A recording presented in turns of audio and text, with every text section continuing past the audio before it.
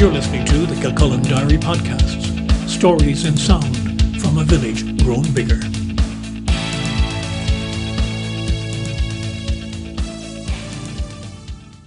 Hello, I'm Brian Byrne and this is Kilcullen Diary.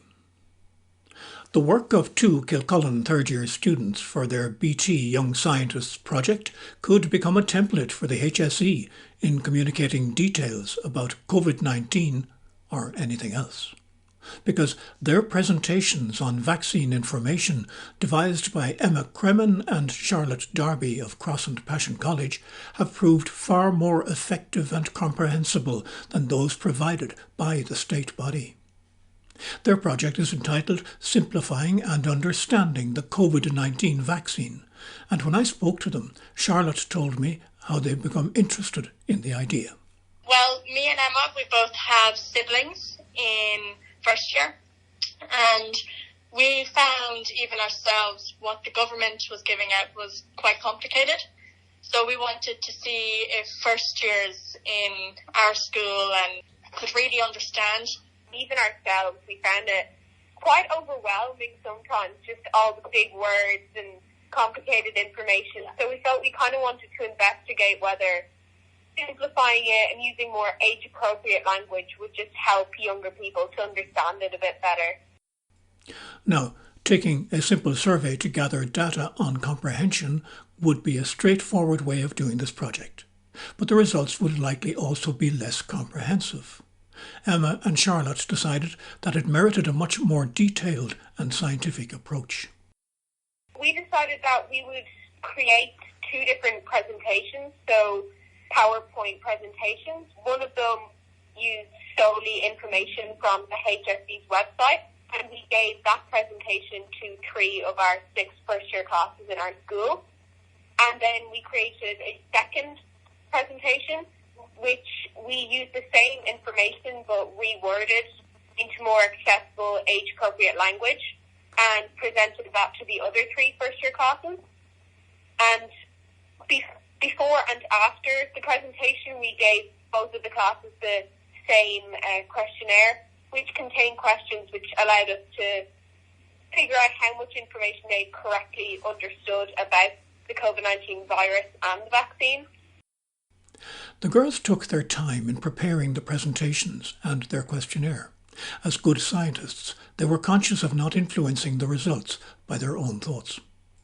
Yeah, no, it took a few drafts, a bit of editing, and just deciding what type of questions we were going to even use on our questionnaire. We wanted to make sure we were able to get numerical data and, not have kind of leading questions that might confuse the students. So we did some drafts and editing just to make sure we were able to get proper data that we'd be able to easily put into things like graphs and charts, so that in our actual report book it'd be quite easily to see the results. The results were quite astonishing. The first group, to whom Emma and Charlotte made the HSE presentation, started out with a 34% level of understanding. After the presentation, the girls estimated the comprehension level at 33%, so that group had actually become more confused following the HSE information. On the other hand, the group which were given the presentation devised by Emma and Charlotte went from 22% understanding beforehand to 60% afterwards, an almost 3-fold improvement in comprehension. For the pair of researchers, the goal was more than just the immediate results, though. So we were trying to just simplify it to a level that younger kids would be able to understand, because really in the future they are going to be making decisions whether their kids are going to get vaccines and stuff like that. So the more people that are vaccinated, the less likely diseases like this will spread.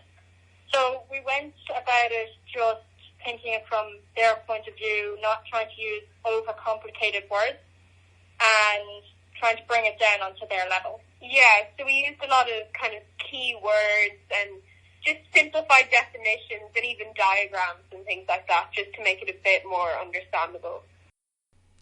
During their presentations too, Emma and Charlotte could really sense that their efforts were making a difference.